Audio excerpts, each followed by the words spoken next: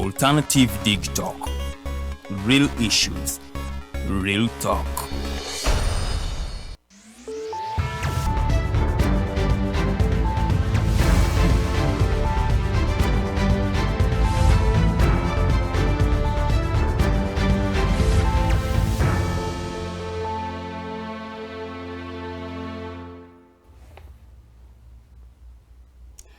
Twetondolwa ebyo ebituuseewo naye nga program ekyagenda maaso nze Mumbejja Lilian nkwaniriza program gy'oli mu kulaba eyitibwa The Voltage gaba amasannyalaze gennyini buli lunaku olwokuna ebasaamu yakawungezi okutuuka ku ssaawa 3 ez'ekiro mu studios ndi ne mwami Mayanja Robert Wels nga bwe tubadde tutambula nga bino we tuviiriddewo ku mpewo tubadde tukyali ku nsonga z'abantu abawangalira ebeera Nakawa, right? Nakawa ne Kira municipality. Abantu bano nga mulimu ab'ebyalo ebyenjawulo Katogo, mulimu Katogo, mulimu Kacholi quarters mu Banda then nogenda paka Kasokoso. Yes. So abantu abo munnange bali mu ndooliito wakati waabwe ne poliisi ensonga zino zikwatagana ku ttaka naye ng'ebyembi waliwo omuntu eyakafiiriddemu abantu badde balaga obutali bumativu n'engeri gye bagobaganyizibwamu ku ttaka nga basinga ensonga gye bakoonako yakubaliyirira naye nga omubaka bali mu ezo omubaka wa Nakawa East mu Parliament yavuddeyo naye n'atuukako ku ground Ly'Obuntu Joel Ssenyonyi naye ng'agenzeeyo so ensonga ero gye tubadde tulina mu ddiiro era nga wetuviiriddewo omwami Mayanja abadde akyalambulula nga muweereza ensonga y'ababaka ba Parliament mu nsonga zino bo bayingiriramu mu kwogerezeganya n'abantu n'okulaba nga wabaawo emirembe wakati w'ababiri bano okuteeseganya ku ngeri gye basobola okutambula mu bombi. Nze mbadde ngamba nti naffe tugaba ekifaananyi ekibi bwe tubuuza nti omubaka wa Parliament akozeewo ki ng'abantu be abalina okubakuuma ate be babazoganya. Tukimanyiko nti edda nga bw'okubira poliisi nti ababbi baabano ng'ekubuuza bali bameka nti sisobola babala nti balina emmundu poliisi. Waliyo ebintu bye tusaana okugamba omubaka nti yingira mu nsonga ze naye bw'ebanga poliisi yeekulembedde nga mu mugongo waliyo UPDF kati omubaka wa Parliament omusuubira kola ki? Ekinene ennyo musuubira okukireizinga ku floor ya Parliament. But that is it. Floor ya Parliament abantu boogera bimeka ebifuluma mu floor ya Parliament tubirabanga the next day bitekinze effect. So zevolaba nti nze nawaanya asiimwe eyayigiriza abantu biki bye balina okukola okusobola okulanga beekuumira ku ttaka lyabwe. Yabagulidde wiso n'abagamba mmwe bwe mulaba nga turakiteze n'abasirikale buli omufuwa firimbi. Mu kufuwa firimbi abantu buli omu n'akola ki? N'akoŋŋaana. Abo baasoose ne baddayokko ne bakomawo nga balina kati emmundu ddala ezikuba okutta. Era kyobala Mboozi oyo omwogezi wa poliisi ekigambo stray bullet kitegeeza ki mu Luganda? Ensasi eryawabye. Nga livaawa liddawa. Livaawa. Kye bandiise stray bullet. Mpulira nnyo Wildlife Authority etukozesa stray animal nti ensolo zirina game park mwe zibeera kakati zavuddeyo ne zisaalimbira ate abantu gye bakola ki? So what is the logic behind the stray bullet? Lyawabye mu butanwa. No. Bana abantu balekerawo tuzanyira kubonga amasasi bagakola kutta abantu kukuba abantu wakiwulira omusajja yajja emmundu eyagijjemu amula ng'agisayininze okugenda okukola. Okay. Era ffe ssebo tubeebaza mwaseeko omu yekka because emundu teyabadde nasasirimu. So nga tuwunzika ensonga Uganda Police tubeebaza okutukuma mwamutuseeko omuntu omu yekka because baabadde banyadase okutta 10. Obubaka bwo bwonzika nabo ku nsonga. Maliriza ngamba bwe nti abantu b'Embuya, Banda nawa kino tekiri wammwe mwekka kiri Amul, kiri Ebunyolo, kiri Kasese, kiri Kalamojja. Ntegerekese kino kizibu kya Uganda. Eddagala kwerwanako nga mmwe kino Besigye kyabadde ng'abagamba Besigye kibagamba dda titugenda kutuuka mu kiseera ng'ettaka lya kusoomooza eddagala tulinako ettaka kuliraba nga bwe bulamu bwaffe nga kusongera mu ttaka aba akimye bulamu bwo. Singa abantu mwawuliriza training z'abeesigi ezo osanga singa tetuli wano naye kirungi akyali mulamu. Okay. So police muganda wange onyesigire okyali mwana na muto oyo onyesigire we have loved soldiers naye before and at one time azeeko he has seeked to have a word with me one on one. Onyesigire nkugamba my brother. Togwa jeno muntu yagamba nti waliyo ensowera eziganidde ku mulambo. Ziriskinga okuziikibwa n'omulambo. I feel sad bwe ndaba bannansi bannayuganda abafaanana ng'oyo omwami gw'oyogeddeko nga omulimu just survival ebaleetedde okwogera ebiswaza osigire the next day ogenda kubeera wano wentudde. How will you convince your children? Mbu wajja no justifying nga omuntu yafudde stray bullet. Olina university degree, olina professional training eya police. Okakasa nti yabadde stray bullet oba yabadde murder. In fact nze ngamba asiimwe. We need to open up murder charges. Yadde DPP tagenda zitekinga ne tukitwale ku record. Omupoliisi Onyesigira asooka atuleetere yakubye essasi eyo tuteese. Tumukwatire mu vicarious liability. Tumuvunaane ng'omuntu yakomitinze murder. Kino ekisajja ki IGP omusonyi olumu bino ebintu bigetinga personal. IGP asula naggulu. Mwami Mayanja. Ensonga eno ndoza nze really getting emotional when I see because aba abantu b'embuya abamu nsiba nabo mpangala nabo bwe mba sirinaamu 10 bwe ngaagundi leero kinkutte mpaka komando kati bamukubya amasasa afudde. Think about byalese emabiga naddala abaana. And then someone has the audacity to say that was a stray bullet. Njagala tunyonyole. What is a stray bullet? Ensonga eno ndoza katugiwunzikiraawo tubeeko ensonga gye tukwatako ensonga bw'omulamwa gwe tuyina mu ddiiro twebuuzaako eddiimo kabali ku ludda oluvuganya gavumenti kakyagasa tukulungudde kati ebbanga liwerera ddala omwezi mulamba nga tebakiika mu ntuula za palamenti ng'ensonga ze bawa nsonga za njawulo banyonyole ku nkwatibwa y'omukulembeze w'ekibiina kya NUP omukulu Robert Kyagulanyi Ssentamu gye yakwatibwamu ku kisaawe ky'ennyonyi. Mulimu ensonga y'abo ebyokwerinda engeri gye baabayisaamu bwe baali bagulawo yafeesi zaabwe. Mulimu ensonga y'abannaabwe abaawambibwa be bagamba nti tebannaba kubanga bamanya amayitire gaabwe bakyabanja alipoota kuwa abantu bano gye baabulira. Naye nga wakeddimu kano ekatandikira myuuka Speaker wa Parliament Thomas Tayebwa yali mu nkata ebiseera ebyo n'ategeeza nti yennyamira nnyo ekyababaka okubanga tebakiika mu ntuula za Parliament naye ng'ate abantu babasindika okubanga babaweereza. Speaker wa Parliament bwe yakomawo okuva mu leave oba maternity leave bwe yatuuka yemu ku nsonga gye yatandikirako y'okwevumba akafubo nabo ate okulaba nga ensonga eno egonjoolwa naye ebyavaayo Leader of Opposition yatugamba nti tebagenda kudda mu ntuula za Parliament okutuusa ng'ensonga zaabwe ze baba bategeezaako zimaze okuba nga zikolwako. Alipoota eyo gye baali basaba ku bantu bano abaabuzibwawo yali esuubirwa kusomwa sabbiiti eno ebyembi ne kitabaawo nti esuubirwa kusoma sabbiiti ejja ng'ennaku z'omwezi 21 naye twebuuza akeediimo kano kakyagasa kakyalimu omulamwa because ne speaker yavuddeyo n'ategeeza nti agenda bali mu kuwandiika ababaka abakiika abatakiika agenda kukola ekisoboka kyonna okulaba nga bano bafiirwa ebifo byabwe naye njagala tutandikira awo ku nsonga eno. Simanyi lwaki oba nseka naye Naalongo Annet Among mukwano gwange nnyo kati kofuuse Naalongo kyusa mu nkuba tukuze abo Anita babadde basinya nga tuli baana bato. One, Anita is diverting us. From what? The issue is human rights violation as it is prescribed in the preamble of the Constitution. Number two, this boycott tegwamu ekyo kyayogerako.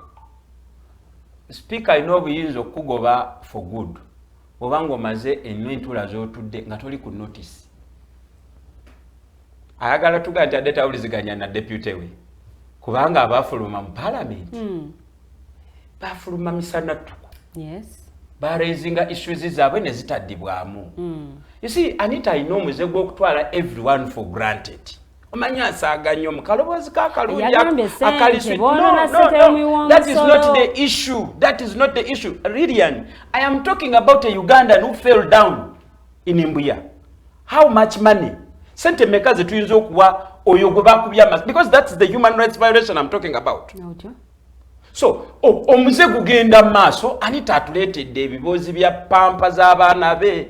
No, this is pampa talks. This is baby pampa talks. Tudde ku nsonga eri ku flow. Eriwa. The issue is human rights violation. Yes. Teyajja mu parliament lunaku lumu. Okiwulira? What provoked the boycott? Minister Internal Affairs David Mboozi bwe yajja n'asaba lipooti n'adda mu politics. Speaker mujukira tayiwa ngagezaako n'omugamba, but I think Honorable Mpuga, you'll find a way of getting in touch with the Minister of Internal Affairs. Mulabe David Mboozi n'amugamba tetudda mu bye twamala. Just because nti ekigambo opposition kino nakyo kiwulikika bubi. Naye this is the time also we want to see patriotism from the NRM, from people like Annet Among. If the matter is about life, then don't tell me money. Tombulira sente za sitting allowance. Ochegedde. So Anita is diverting us into baby diaper talks. Ate no munaye bw'omwogerako ng'akusiba kuba buwembo yakavaayo kasito muteeka mwene emboozi naye nange komera nakavaayo seboozizayo simawulira malaazi gange gakyaliyo. Lwaki njogera bwe nti ne bw'oba toyagala bano abantu kubanyigira bakukaka. Anita akakasa palamenti yesobola okususpendinga ababaka abawera 50. Can it happen? Ng'oli bwe yabuuza, can it happen? Anita, does she have the power? Does she have the audacity? Obuyinza tabulina kubanga nkugambye obuyinza abujja mu tteeka etteeka eririmu akawaayiro akagamba if you are absent but not on notice. Anti yabawadde entuula 15 bwe babanga tebannaba kukomawo azikubiseemu tayimu zitwera Honorable Mathias Mpuuga bodda mu parliament ng'ekya abantu baffe ababuzibawo tekinnagwandeeta embizi. Tetugenda kuddamu kusaaga. We are not going to be taken for granted anymore. So okwekandaga Lilian kankubulire lwaki ekintu kino kikulu. The next day bwe tukola bino ne tubireka bwe tusetinze precedence. But okwosa enkya bajja kuba mu opposition.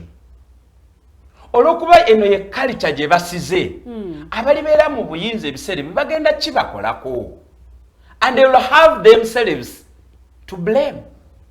So ffe tugamba no. Teka tutereeze. Si lwakuba nti ffe tufunamu. Era nze obuzibu bwe nnina mu kintu kya boycott kino biringa bibiri. Namba emu is neutralizing the human rights violation. It should be Ugandanizing human rights violation. I would want Mr. Mpuuga to highlight the human rights violation in Karamoja. I would want Mr. Mpuuga highlighting a human rights violation that are taking place in Amul. No, the topic on the floor is human rights violation. But which reducing kuba n'abaana abaawambibwa 2021 ne tukitandikira okwo ne tukoma okwo ensonga tuba tuline ekinyusi kyetugijeemu. And in doing so, we have isolated the rest of Uganda, nechifuka cha Nup. Okitegedde? So the narrative should have been, guno omwaka ekigambo cha human rights violation kachigwe. Let us bring to book buli alina obuvunaanyizibwa. Okiwulira? Let us enact a law. Kino kireme kola ki? Mwena mukimanyi nti tulina Anti-Torture Act. But we have an institute of police, Jebaita Flying Squad.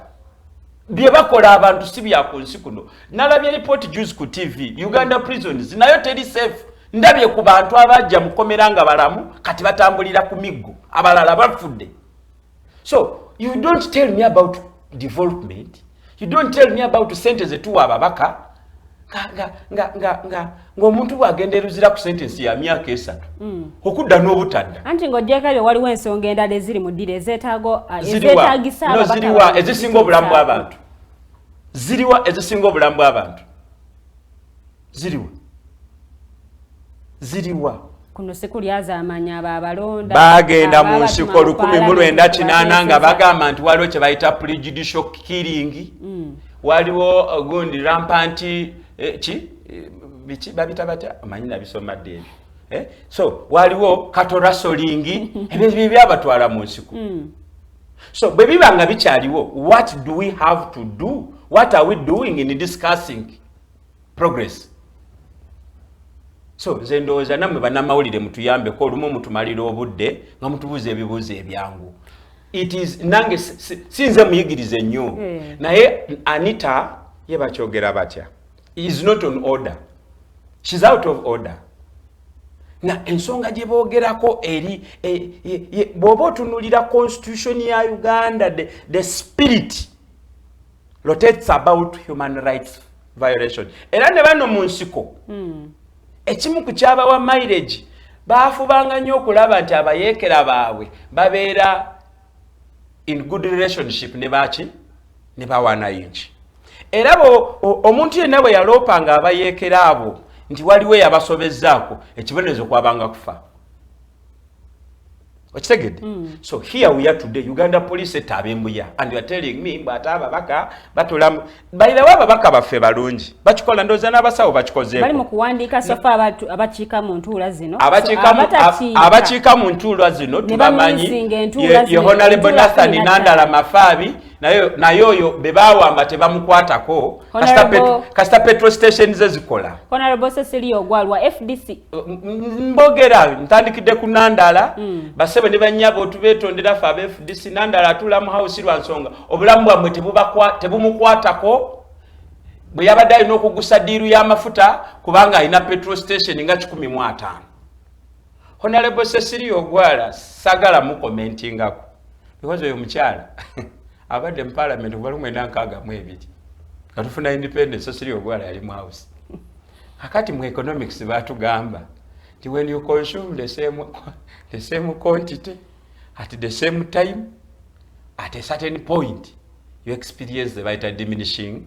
Omukulembeze wa FDC nabo tubalina owache UPC right? Sorry. Mukulembeze wa UPC bali mukago n'NRM.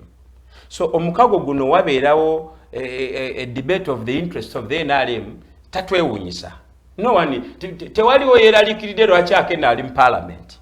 In fact lwaki nkomentinga ku Nandala ne Cecilia Ogwalwa because the whole public is calling us katubuza mwe bagayi ne muli kuki kyamugamba mu abantu babe babuzibwawo tebabaluma ne tubajjukiza nti ffe twalina abasibe 11 aba PRA tulina abantu bafa betutamanyi na gye bazikuwe Besigye na muganda we yabula tulina Mugumya Saamu bakakyali luddawa. I can go on and on and on.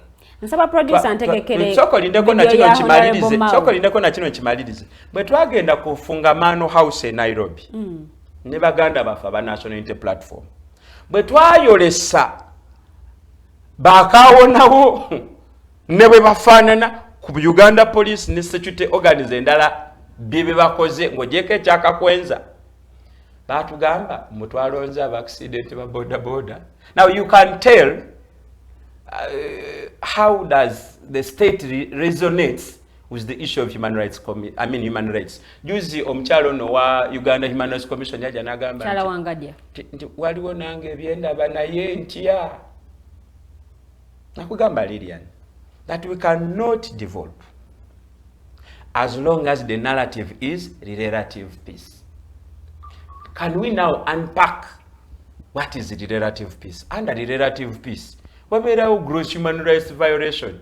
But because it has not escalated to a scale of a genocide, we can go on. naye kirina impact ku development aspiration. Otegera kyenkugamba. Okay. So bwe tuba nga tulogootana progress, we must sober down and we have a comprehensive conversation ku total peace. Total peace tenants zeziriwa human rights nga ziri excessively protected by the state. Nga security organs ziri subordinates ya civilian authority. Nga systems and institutions are serving citizens, not those in power. Ebyo nga tetubirina tugenda kwetooloola ng'abaana ba Isirayiri bwe baabulira mu myaka 4 naye nga Kenani eri wali. Ntegerekese. So nze ndowooza nti mukyala Anita is out of order. Njagala okwebaza Deputy Speaker. Deputy Speaker niye asooka n'abitwala ng'ebyokusaaga ojjukira awo nga baakafuluma. Yes. Yajja n'akyusa amateeka n'agamba from today teri kunkuba kaama. Ate bwe nsalawo teri atemya teri yenyeenya. But serious Mpuuga n'amutunuulira. Akiwulira. So lwaki boycott eno efuuse issue? Okusooka bagamba we have the numbers kati narrative ye numbers teyogera. Teriiwo. In fact nga bakafuluma speaker yagamba kati buli muntu ali wadde mbotula gyakola ki? Gyayagala. But this is it. Lwaki kibalabisa bubi? Nti Kakyanga Museveni yeewaana mbu yaleeta omuvubi. Mpuuga yamulaze nti bw'obanga oli serious kukulembera eggwanga tokolanga experiment Nabbanja si prime minister. Because tulabyeko ba prime minister material nga balina provocation ngeni yabaddewo. I swear sagalangako Mbabazi, but we would have a different set of results if it was Mbabazi as the prime minister. Mwami Mayanja, ababaka bano mu parliament tebakiika. Yes. Naye we bali ku parliament. It's okay. It's okay. Tukirabye nga abasawo beekalakaasa nine balekawo some room for emergency services. Oli weyeebuuliza nti kuno sikano sikaza nnyo kulingizaako aboogere ebyo tebamanyi how civil resistance work. Ne mu lutalo mwoba osomye out of war bakugamba tewenkulozinga nga mulabe omulekerawo exit route. Mpuuga sebo tugenda kuwa certificate of excellence. This is total practicing of non-violence. Tetujja kujja. Naye nti abantu aba batuma mu parliament bo bafiirwa. Awo kanawe nina obuzibu. Awotyo. Nti nandibadde nsuubira nti parliament yaffe ng'ekulembeddwamu Right Honorable Mathias Mpuuga. Singa kati bagenda constituency by constituency singa batandikira na waffe Nakawa. Okiwulira? Wanga kati ffe kati tutunuulidde Mpuuga yatuwulira ababaka baffe neeyisa yaabwe. Yandi bakulembedde n'abaleeta Nakawa n'agamba abantu bano mbaleese bali mwezi abe Nakawa banyonyole lwaki tuli mu parliament.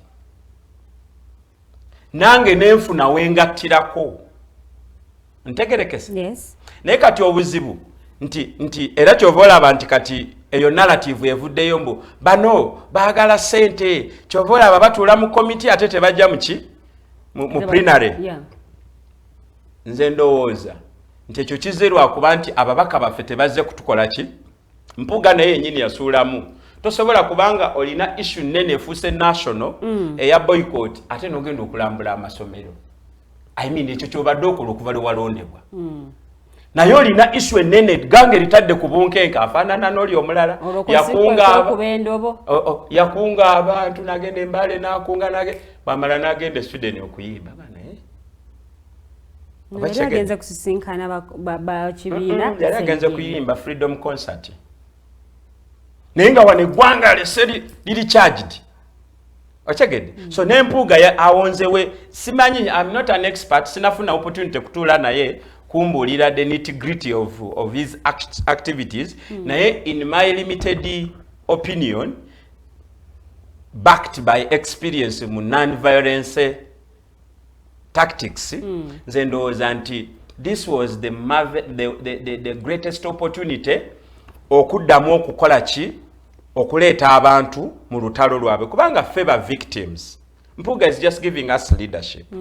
ffe twandibadde singa twazira dda n'ebintu singa tetukyagenda singa tetukyakuza January 26 because abatuttira abantu baffe be bano be twayaniriza wachegedde but they have denied us that opportunity to participate in that boycott. Boycott ewangula South Africa, African National Congress n'ebibiina ebirala ebyali binoonya obuyinza bo bagamba tetugula amaduuka g'abacerupe supermarket nga zigalemu ku emu era wo okutuwaka protest yali etunuulidde commodity a driving economy mafuta tetugagula tutambuze ebigere toteggalewo shereggalewo walawa president afukamire. So the boycott, somehow the opposition landed on its golden bullet. Wabula ba strategists balina element eyo gye bamisinza ate ng'eri critical ogenga Latugo bwe yafuluma ku PRA mu Kampala bategeka enkiiko 5 nze nali nzitegeka nga nkompitira mu office ya Honorable Nagaina Bira then naye nkugamba nti twali tetwetaaga fuluma Kampala twakuba olw'Nakawa ne tukuba olw'Ekasubi ne tukuba olw'Makinde wali mu Kiko n'olw'Nateete ne babaleeta mu kooti ekola nze era ndi musanyufu ekola kakati bino bye mutunyumiza ate lwaki babeera wano lwaki tebabeera wali omusawo bw'abajjanja abato omubuuza lwaki osoose kunteekako kiwera ate nga nze njagala mpiso. Katsooke tulabe minisita w'ebyamateeka Robert Wels nga alina ensonga gy'ayogerako ku nsonga ezikwatagana n'eddembe ly'obuntu then tuyongere ne programu yaffe ey'olunaku olwaleero. It's not my duty to come here and sanitize the human rights situation in Uganda. I am disgusted by it myself, if you want to know the truth. I want to tell you there's no more image to protect. The government in terms of human rights is stark naked. I can tell you frankly, I have a freedom to agree to disagree with the government in which I serve, provided the disagreement is clear. And I want to promise that as long as I'm the Minister of Justice, where the government is wrong, you will not find me defending what is wrong, because I have some values I believe in, and I want to be true to those values. I'd rather be false to the government, but true to my values. So I want to declare myself your ally in these difficult times as we head to 2026. The fact that Nicholas was arrested and jailed is in itself a sign that, you know, the space for human rights activists in Uganda is not as safe as it should be. It is not healthy for the president of the country to stand up and say XYZ civil society organization are enemies of the state. I think that's not a very good beginning for engagement, because once the president declares you an enemy, then there's no room for dialogue. So we continuously advise the president of Uganda to use a language which recognizes that every difference of opinion is not necessarily a difference of principle.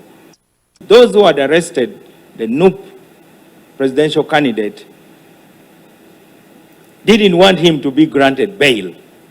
So-called partners from abroad who are making phone calls to political leaders in Uganda and telling them to bring people on the streets so that the state can be provoked to carry out a massacre, and then the massacre will push the international community to invoke the right to protect.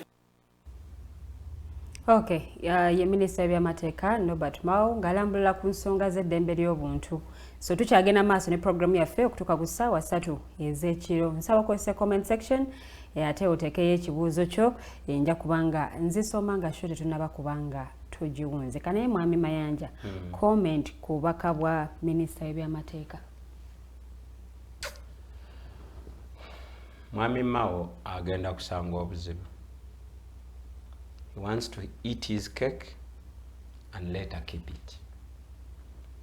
Mwami Mao ebbanga lyonna yabadde nga atusomesa what the NRA is. At one time, Mwami Mao yatugamba nti Uganda is suffering from multiple organic failure. Now he's here telling us we will have the capacity okwogera ku kikyamu mu government gyaweereza ngani yali akikoze n'asigala nga mulamu. Agambye tagenda kulaba bintu nga bitambula bubi. Ani yali akikoze n'asigala nga mulamu. Ani yali akikoze n'asigala nga mulamu n'asigaza omulimu.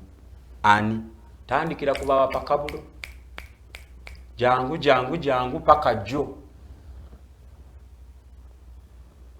Mao is also politicking.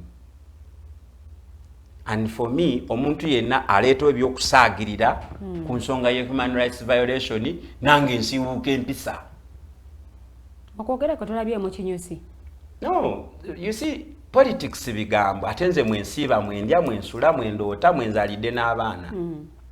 Kati nze si buli kigambo nti nkiwa obudde. Waliwo byempulira nkugambye wano nti ebyanita mbigeraageranyiza nga diaper talks. Olwokuba kati Bannakawere atutadde mu mboozi za diaper era wamuwulidde nze gwe mulala nazaalira Kampala International Hospital mane tetuddayo America ani yali yabatumayo in the first place. So here we are nga tulina ensonga enkulu ezitunyigiriza bannakyemalira babeera ne system eyo y'okutuleetera diversion baprogramming obwongo bwaffe mutemutunuulira ebyo kati mutunuulire bino olaba omusajja omukulu yaze n'atubuuza enseenene and that's what dictators do. Bafuga obwongo n'endowooza bano bagayi banatera n'okutukolera. It's not my duty to come here. Tuesday temuloota bino muloota ebiri bagenda kujja era ojja kuwulira babayita batya ba apologists baabwe nga Otebe Robert ne Kyaguba n'abagwa mu tuluba eryo bagenda kujja no bagambe yes the president is right omuntu tamala galoota. But what am I trying to say here is tibasebo ne banyabo ensonga ya human rights violation teri partisan. Abakalamojja abali mu kufa kasirise nga tetubalaba ku kamera abasingamu obungi balonde NRM. Ntegereke. Because eranze kino kyengamba nti bwowulira bakita connotation mu luzungu ndowooza nti ekigamba abanupu kye boogera nti bano babatta olw'okuwagira Kyagulanyi. Well, keeping other factors constant oyinza okulowooza nti kituufu. Eyinza okuba ye communication strategy yaabwe naye ate baabe Kalamoja abalonde NRM. Because I can tell you lunaku lumu nja kujja wano ne report of the number of people who die in the Kalamoja sub-region every week. Nja kugireeta report. So the issue of human rights violation cuts across. Aletamu partisan aspirations naye alina kyatutoolamu. Kino kintu kina kuba kya Uganda nga bw'olaba ekyatogikwatako.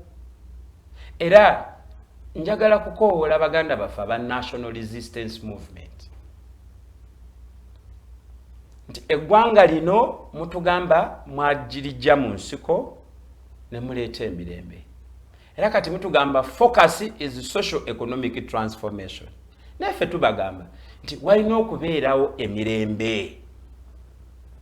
Walina okubeerawo okussa ekitiibwa mu nfuga y'amateeka in order for us to realize socio-economic transformation. Kati bwe tubeera nga tulina issue eno eriko ne evidence ne mubisaagiramu nawulidde ono mukimanya minisita w'ettaka ng'agamba bino nabiri ng'olabira ddala abantu for them it is not an issue. Naye jjukira nti bwe twali tusoma baatugambanga nti waliwo akanyoola bica mu mambo kabalango nga beetugana abakyoli mwe abantu b'omu Central nga bagamba ebyo byabwe. Kati n'ebyeruweero bwe byatandika abalango n'abakyoli nga bagamba this Baganda that is their problem, let them sort out.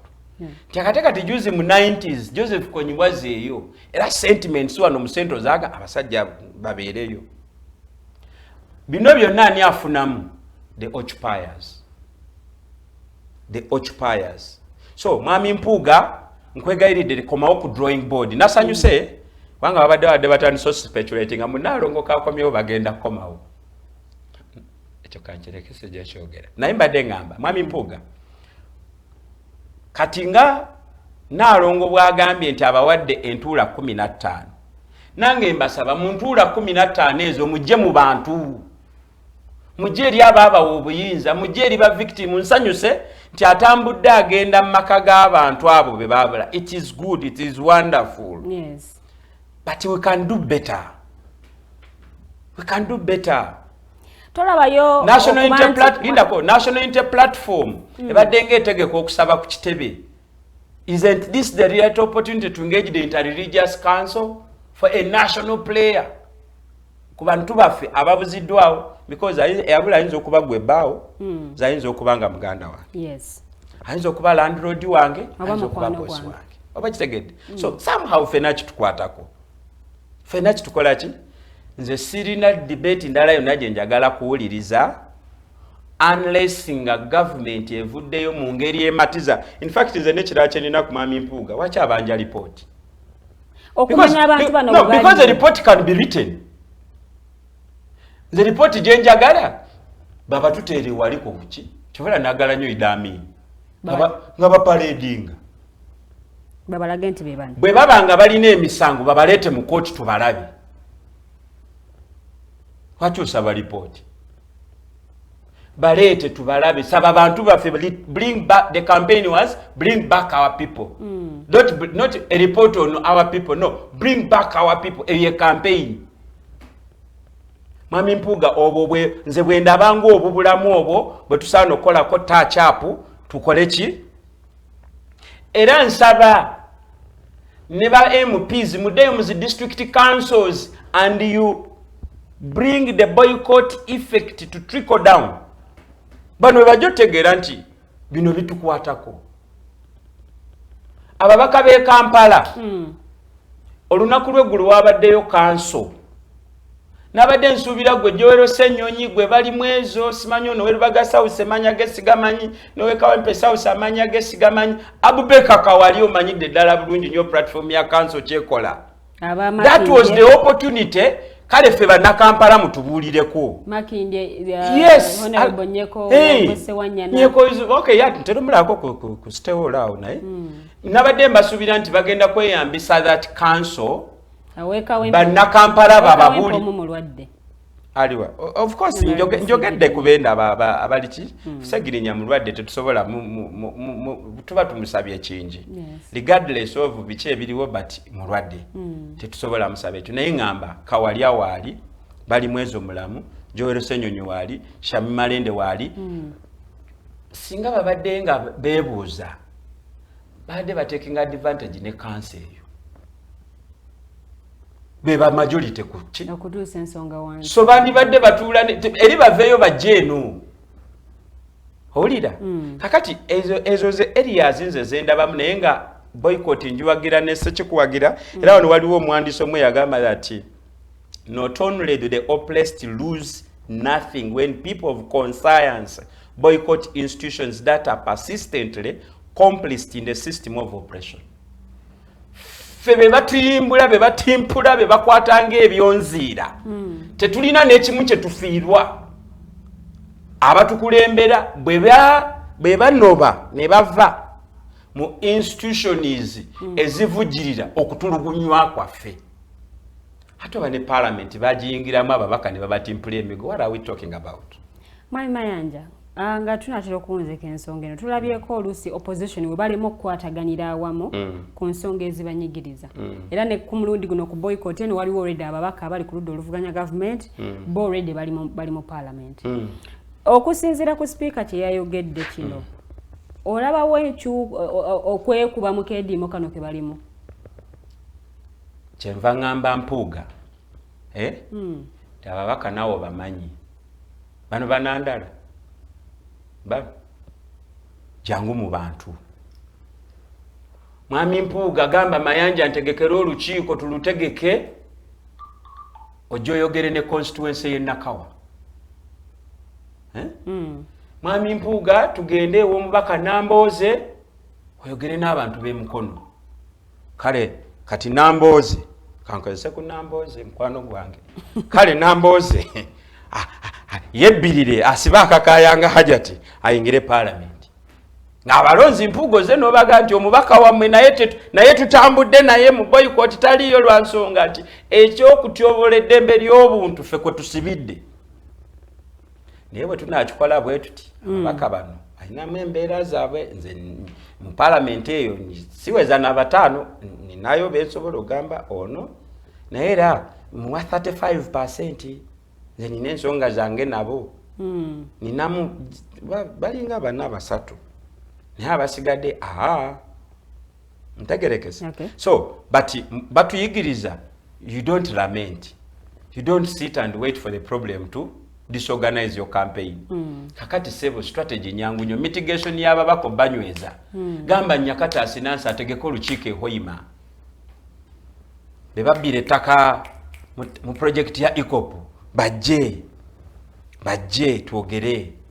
Akibulira constitution etuwa eddembe ly'okwogera n'okukuŋŋaana.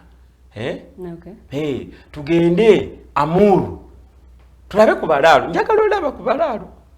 Genda ne comments so nze ndowooza nti singa the office of the leader of opposition can pick up, now of course siri expert naye nze nkiwulira nti ezo ze gaps ze tubuzaamu. Namba emu, don't make this a NUP issue, it's a Ugandan issue. Kugambye kala moja jebiri na bulwamu. Number two, involve all of us because yaffe ffe tukubwa ffe tusibwa. Nze Mayanja kati nakava mu komera na Abibu Buwembo. I can tell you what is happening in the prisons in the scope of human rights violation. Abangi tebabimanyi. Okitegedde ono Anita abadde mu Uganda ebbanga lyonna leero yazalidde mu Kampala hospital. Bannange buli gwasa nze amalwaliro gaffe gakola. So ebyo singa tubitereeza nja kuba mbejjeereza byonna bye mbadde mbavunaana. Young River ndooza ndyogedde bulungi nnyo agamba Annet Among should know that parliament floor is not personal office and that bogus intermediation of hers can never work out other than freeing up our political prisoners. What Young River bwagambye tweyanzizaawo na komenti ze. Young River kamuddemu mangu. Let us not waste time. Principle yatugamba ebitalina makulu tetukola ki? Nze mbagambye nti ebya Nalongo byabadde dayipatooka ebyo tetubiwa budde. Tetubiwa makulu. The campaign is bring back our people. Ona komenti ze nagamba I think about Anita, she should have given birth from Kawempe Ochisugu Health Center so that she can praise NRM how best they have equipped the health sector. How many Ugandans can afford a private hospital?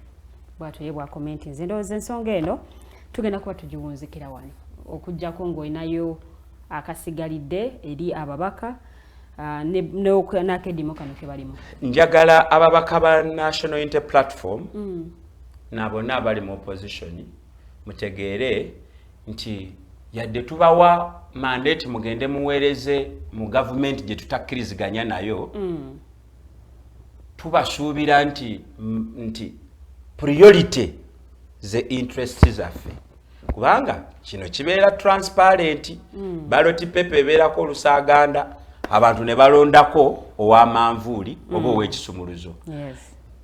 Tetugezaako okutekinga for granted eddoboozi ly'abantu bano abaletunulidde ebintu ebingi ne beesiba ku kiki balina kye babeera batusaba. Ekyo kye tulina okukola ki okubawa. Mwami Mpuuga Abannayuganda abalonda National Unity Platform, Bannayuganda abalonda Honorable Kyagulanyi, ezimu ku nsonga zaabwe ze zino baali bakooye okutimpulwa ng'ensolo. Baali bakooye abantu baabwe okuba battako nga balaba waliwo juice incident gye batulaga basajja bajja n'emmotoka yaabwe ne bakonkona. Omukyala naggulawo. Naye batwagala mwami n'afuluma. Naye omukyala gwedde ne bamukuba amasasi mu luggya. And life went on. And the president has the audacity to come and say, we shall kill. Mpuuga agenda mu byafaayo nti he has put his feet on the ground agamba kino tetweyongerayo nakyo kikome wano. And he has my total support and I am sure ne Katonga yonna emwagira. Njagala okwetondera bannayuganda olw'ababaka abo abasigalayo nga bannaabwe bakola kibalinganga banzijukiza story ya Luti mu byegendereze bagenda kufuga empagi ez'omunnyo bwe tunaaba tutambula nga tugenda mu nsi empya. Okay, the voltage g'amasannyalaze gennyini lunaku olwokuna ssaawa emu okutuuka ku ssaawa 3 ez'ekiro nze Mumbejja Luwedde n'okuba nga ngikutuusaako. Njagala ate tweyongereyo tutinetine tugendeko mu lukuŋŋaana lwa UYD oba Uganda Young Democrats olwali ku Hotel Africana. Eno waliyo abakulembeze ab'enjawulo, waliyo ababaka ba palamenti, waliyo abakulu ab'enjawulo, waliwo obubaka obw'enjawulo bwe bayogera. Buno nno obubaka buli omu yabutaputa bubwe okusinziira ku yabuwulira, okusinziira we bwamusanga n'okusinziira buli omu message bwe yagitwala. Honorable Mabike yayogera, Honorable Mukaku yayogera, twalina Honorable Mwijuche, Mukulu Nomantu Muhimbise, twalina n'abantu abalala ab'enjawulo abalina obubaka bwe bayogera. Ensonga gye bakoonako, ensonga ezimu ziringa ezifaanagana mu opozisioni babagula bannaabwe abamu babalyamu enkwe n'ebirala ebigwa mu kkowe eryo. Naye njagala tutambulire ku ndooza awulira bulungi nnyo Honorable Mabike bwe yali ayogera. N'annyonnyola ngeri y'olugendo lwa NUP gye lwatandikamu na byonna bye baakola. Abalala ne bagamba nti eno yali fitina, busungu n'ebirala ebyo. Olukuŋŋaana luno walulimu. Yongera okutangaazaamu message eno yali etegeeza ki? Nange nno bwe nafuna invitation naddala mu office ya president obubaka bwe bwatuuka, of course I was delegated. Kibiina kyaŋŋamba nti mu mbeera yonna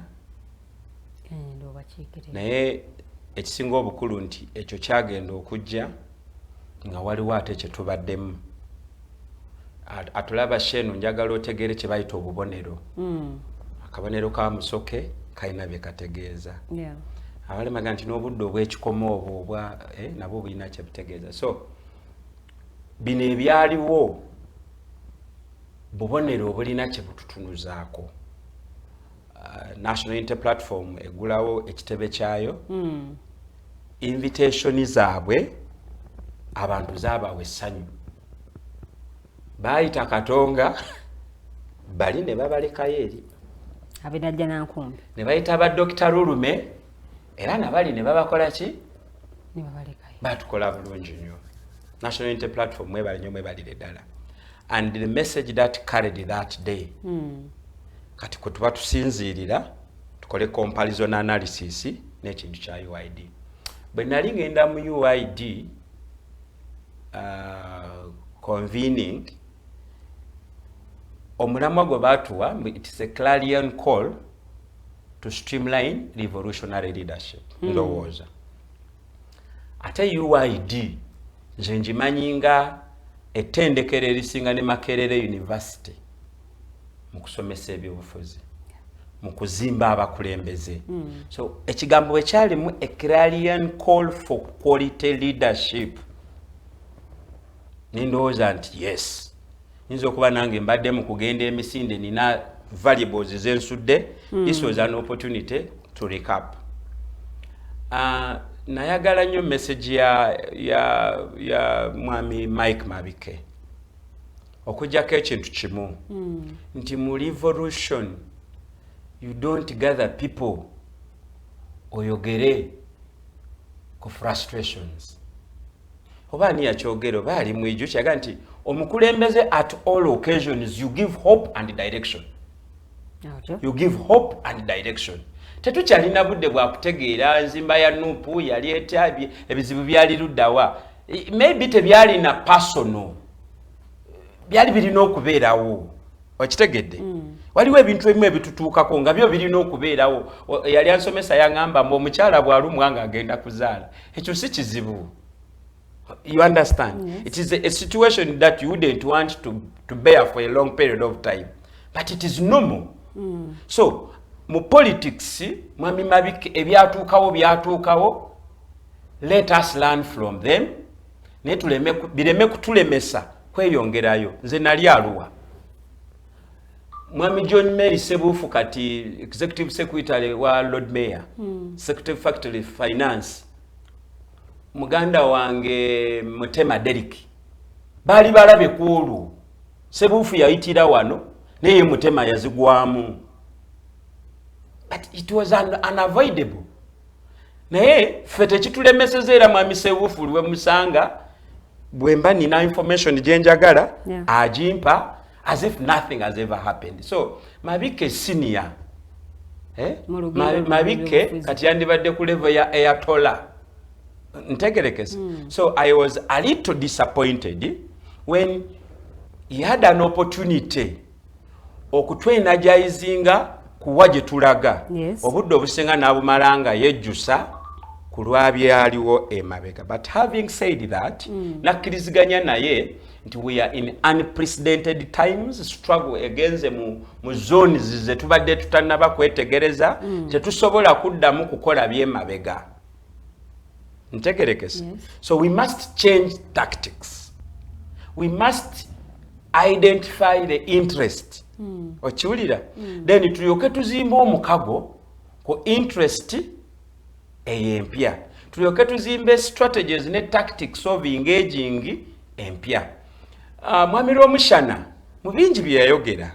Of course nanyumirwa Mushana ne Mwejuche. Because Mwejuche yagamba nti twebaze mwami Romushana ayogeredde ddala nga owa isu. What else could he say? Naye inache yagamba nti bw'otategeera what you are fighting against. Nayogera ekigambo mudde mujjukire historical mission ya NRA. Ntegerekese. Ebigambo bya mwami Romushana bifaanana ne mwami Besigye byadde nga tugamba ebbanga lyonna nenga tetubitegeera.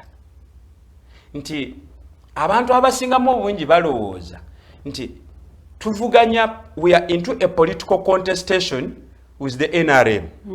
No. Otherwise, lwaki akalulu kaffe kabaamu emmundu? Ekintu kye tudiiringa nakyo, tudiiringa n'abantu abaawamba ensi n'emmundu, abagifugisa emmundu, twagala obajjako ensi yaffe. That is not politics. Kye tuliko kifaanagana n'ekya Hamasi ne Isiraeli. The solution cannot be political. If it is political, then tulina okukyusa ku nkola gye tugikola ki? Gye tugikolamu. So, ebyo nze byali bikulu ebigambo ebyo those were my take home. Ate era ffe twali twakkiriziganya dda kuva eri mu kisinde kya Jobless Brother uneno naje tuzze nga tugamba nti ekintu kino tuyenda kukikyusa tukikolenga gye kisucceedinze awalala. Egypt n'akyemalira abaamumenya nga bakoze bino boycott n'ebirala. Naye engagement yali ya buli lunaku misana na kiro. Kati ffe obuzibu bwe tulina tukikuumidde mu political. Naye rigimu eyina obudde nti buno si budde bwa byabufuzi. Naye bo baba bakola ki? So naffe tulina okukola mindset change. Tutegeere nti if we are fighting against an occupation, it has to be a liberational mindset day and night. Ne bwoba osiika kabalagala ebbali w'ekkubo, siika nga flying pan yo gikutte. Kubanga abaawamba ensi eno tebakwagala gwe maama Nakandi ali wano mu Kiwempe ng'osiika kabalagala omuguza bannayuganda banno baagalawo mu China oba mu Yindi.